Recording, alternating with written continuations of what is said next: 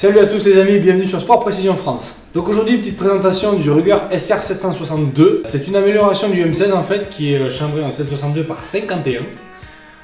Voilà, donc c'est une amélioration d'aujourd'hui en fait du M16 avec du rail Picatinny sur le dessus, sur les côtés, sur le dessous.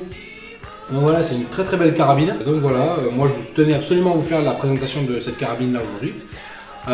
Si vous suivez un petit peu la chaîne, dans quelques temps, on fera la petite présentation de ceci. On fera la présentation des nouvelles carabines Sabati Alpine Tactical. Donc ça c'est la version Alpine Tactical en 222, version classique. Tactical désert.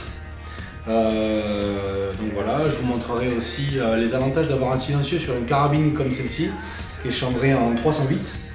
Je vous montrerai voilà, tous les avantages d'acheter ces Sabati plutôt que d'acheter chez Remington ou chez Tikka, même si pourtant je fais la promo. Donc voilà, donc super matériel. Je vous dirai pourquoi acheter, pourquoi pas acheter. On verra tout ça dans la prochaine vidéo. Et en cadeau bonus, il y aura la présentation de la Sabati STR Désert. Donc voilà, on revient un petit peu sur nos moutons. Donc aujourd'hui, on vous fait la présentation de la Ruger SR762. Donc voilà, comme je l'ai dit précédemment, c'est un M16 amélioré. Aujourd'hui, on l'a en version avec une Burris AR536, un silencieux de chez Brugger et Thomet, un bipied Harris et les chargeurs en 25 coups.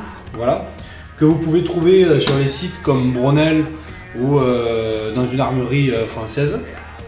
Donc ça, de ce côté là il n'y a pas de problème. Donc là aujourd'hui on est en présence d'un mécanisme pareil comme un petit peu la présentation du CZ805 que j'ai faite. Donc c'est un système à piston qui est avec une crosse rétractable, pas repliable, rétractable, hein. Donc type M4, tout ce que vous pouvez trouver maintenant sur les armes modernes. De toute façon on fait énormément de crosses comme ça, rétractables. Ça c'est une Magpul d'origine. Donc il est équipé Magpul au niveau de la crosse, il est équipé Magpul au niveau de la poignée, il est équipé sur pas mal de trucs d'origine. On a la visée Troy Industries qui fabrique donc notamment énormément de systèmes de visée d'origine pour les carabines semi-automatiques que vous trouvez dans le TAR. Donc voilà, une carabine qui est très très bien faite, d'origine, qui est vendue dans les 3200-3300 euros. Pour ceux qui arrivent à trouver moins cher, tant mieux pour eux, foncez-y. Donc voilà, donc aujourd'hui on fait la petite présentation de cette carabine. On va commencer par le système d'armement, donc qui est un système classique, hein. On retrouve le même système que sur les M4 avec ce fameux levier arrière type américain. On a donc le boîtier culasse ici qui fonctionne, comme je vous l'ai dit tout à l'heure, par un système à piston, ce qui fait que le gros avantage c'est de ne pas avoir un boîtier culasse qui est énormément encrassé, sur lequel il faut faire énormément d'entretien, contrairement sur les M4 classiques qui utilisent un système d'emprunt de gaz. C'est-à-dire c'est un emprunt de gaz qui rentre ici et qui pousse avec une tige votre boîtier culasse. Là on a un système à piston, je vous montrerai tout à l'heure comment le démonter. On va faire un démontage complet de la carabine. Dessus j'ai mis donc un silencieux Brugger et Thomet.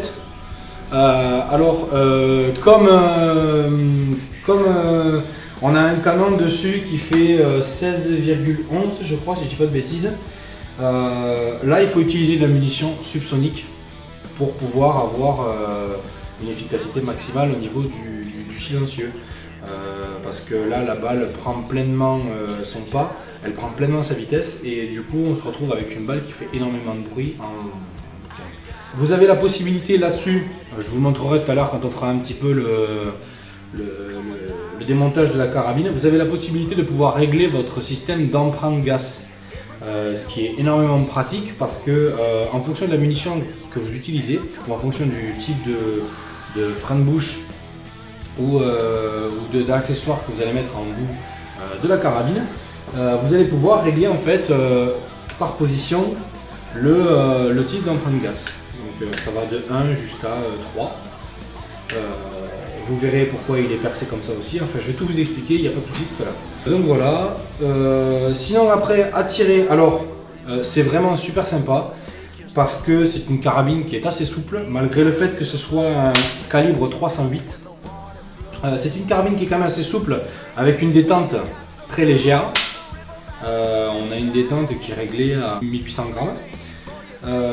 Donc c'est une détente qui est assez légère. C'est une très très bonne arme pour le tard. Pour ceux qui veulent se mettre au tard et qui veulent justement avoir une arme qui soit efficace d'entrée. Moi je l'ai équipé d'un bipied Harris parce que pour moi je partais du principe qu'une carabine en 308, on n'est pas forcément dans une carabine typée fusil d'assaut, on est plus dans une carabine typée moyenne distance. On peut tirer jusqu'à 300 mètres avec un maximum d'efficacité. Vraiment du très très bon matériel.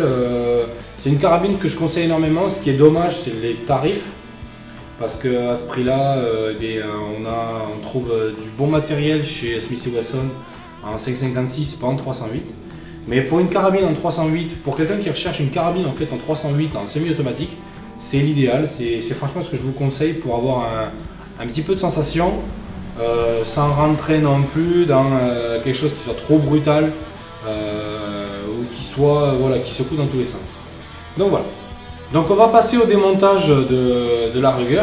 Donc ce qu'il faut savoir, c'est que c'est une arme qui a été fabriquée pour les infanteries marines et pour les infanteries américaines. Ruger, donc, qui est une marque américaine qui fabrique des fusils d'assaut depuis un petit moment et des carabines aussi depuis un petit moment. Donc elle a été fabriquée en fait à partir de ça. Donc il faut savoir que sur un champ de bataille, je pense que les militaires ne me contrediront pas. Ça c'est votre meilleur outil. Donc il faut savoir qu'avec une balle, sur une carabine comme celle-ci, on peut faire énormément de démontage. Voilà, je vais vous le montrer maintenant. Donc on va commencer par l'essentiel. Donc vous avez, bien évidemment, comme toutes les carabines, vous avez ici deux goupilles qui viennent donc fermer la carabine. Donc on utilise la balle, on va ouvrir, on pousse, d'accord. La première clavette, alors il faut savoir que c'est des clavettes qui restent en fait sur le boîtier, on ne peut pas les sortir, hein, d'accord. Hop, on a la première clavette, hop, on sort la deuxième. Là on a l'arme en deux parties. Dans cette partie, bon, c'est très très rare, mais vous pouvez démonter le système de le ressort en fait qui vous retient les empreintes gaz. Donc il est logé là-dedans, ici. Ça vous permet de pouvoir nettoyer. Bon, moi je le nettoie rarement parce que c'est le trois quarts du temps. Les gaz, il n'y a aucun gaz, il n'y a aucune graisse qui vient ici, donc c'est largement suffisant. Juste pensez à nettoyer un petit peu le boîtier ici, le boîtier de percussion. Moi je le nettoie de temps en temps, c'est pas forcément la peine de le nettoyer tous les 4 matins. Donc ensuite on passe sur la partie la plus intéressante. Donc ici on a le boîtier culasse. Bon, tous ceux qui ont des AR-15 ils savent pertinemment comment ça se démonte, il n'y a pas de secret. On vient tirer la tirette d'armement, on sort le boîtier culasse. Donc le boîtier culasse il est en acier traité chez Ruger. Que ce soit sur le AR 556 ou le AR 762, c'est de l'acier traité. Je ne vous fais pas un démontage du boîtier culasse pour sortir le percuteur, parce qu'il suffit en fait d'un petit marteau et d'un chasse pour pouvoir sortir la goupille qui se situe ici, pour sortir l'éjecteur, et pour sortir la goupille qui se situe ici, pour sortir le percuteur. Ensuite on sort la languette. Dans la languette qui vient elle aussi se loger dans sa petite encagnure là. Hop. Et là vous avez donc déjà sorti le boîtier culasse, vous avez sorti l'essentiel de la carabine. On va pousser un petit peu le vis, on va sortir le silencieux. Donc le silencieux qui lui est sur un pas que je vous dirai tout à l'heure. Parce que je me souviens plus, c'est assez particulier, comme j'ai encore le 1,5 par 28 TPI de la carabine dans la tête. Donc voilà, on sort le bipied, donc bipied Harris, moi que j'ai mis sur un système porte-grenadier, que tout le monde connaît, hein. Même système que les carabines de chasse. Donc, pour vous montrer vraiment que c'est une carabine de combat, en fait, la balle de 7,62 rentre dans le système de verrouillage du piston. C'est pour ça qu'on peut se permettre sur un champ de bataille de démonter l'arme complètement. Donc on lui fait faire son 3 quarts de tour. Ici, vous avez une encoche qui est prévue pour faire rentrer la balle. Donc on vient pousser, détacher. Et ensuite on va sortir donc le système de piston. Donc là c'est pareil, le système de piston. Sur celui-ci donc c'est un multiposition contrairement au CZ. Donc vous avez plusieurs trous de différentes tailles qui va convenir par rapport à différents calibres ou différentes puissances de charbon. Et après pareil, vous avez le piston. Alors dedans à l'intérieur ici vous avez une tige fixe. Vous avez une tige fixe au fond, là. Qui elle ne sort pas hein, malheureusement, elle vient ici dans le système du piston. Et elle est complète en fait d'ici jusqu'au boîtier culasse. Il y a des vis à dévisser ici pour sortir le garde-main. Plus deux bagues ici qui viennent se sertir en fait au canon. Moi j'ai déjà fait une fois, c'est très chiant à sortir parce que ici ce sont des petites clavettes qui sont torsadées.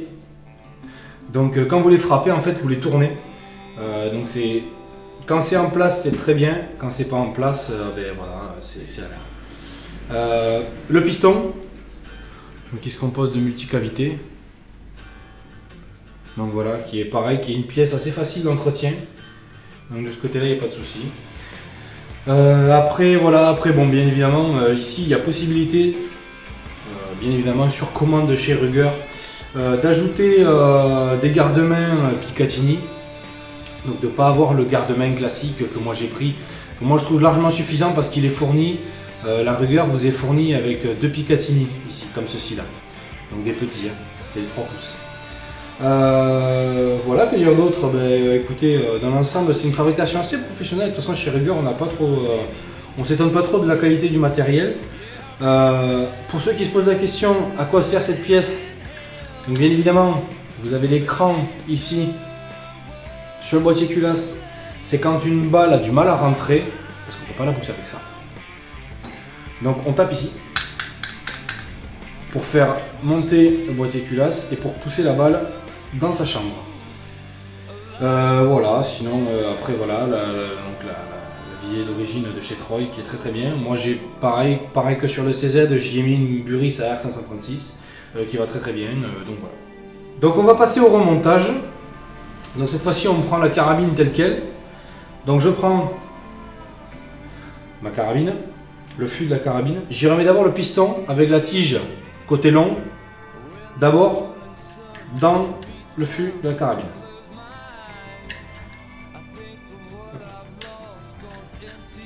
Je vais le faire entrer.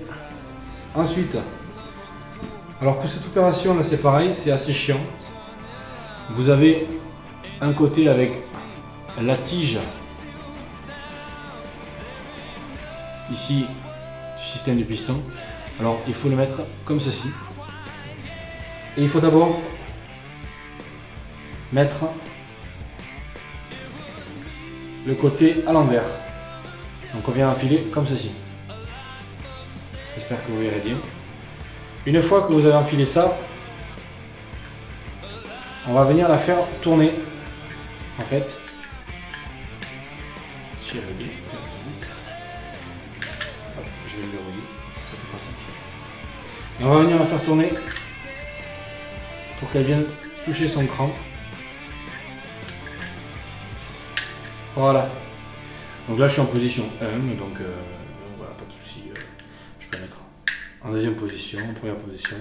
C'est très facile à remonter de toute façon, il y a juste cette petite clavette qu'il ne faut pas oublier, et puis voilà.